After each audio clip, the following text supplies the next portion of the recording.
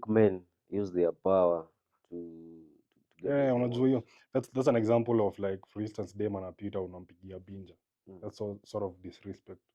Means you're a weak man. You can't like approach a woman umwambie cha unadai, instead you are offering her a job for sex, which is to me like proves you're a weak man. You can't even like Because I believe as a man, if you want something, you should go for it.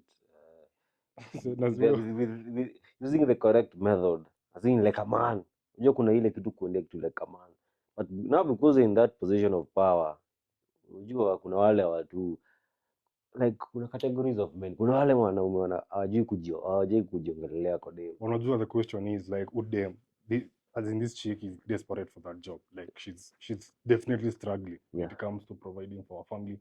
I'm providing like I'm paying rent, paying bills, inakuwa tricks. So when she goes like umse anajua udem ako desperate, you know, this girl doesn't have any other job to udem. Katisha kanisa ilikuwa anasema she had a thrift shop, so like labda alikuwa amefika mwisho na hiyo job, so she went to look for a job and the guy wanted to smash her. And hii kitu si ati ina happen only to Alicia Kanini, it's happening out here like women. Kama unakumbuka the guy ule wa sijui ilikuwa tea plantations ama whatever, alikuwa anaitisha dem sex for sijui ni pera kama ni work there, sijui something like that. But jamaa I think alishikwa, alifutwa, it was alisimamishwa kazi, and actually he was running for a position.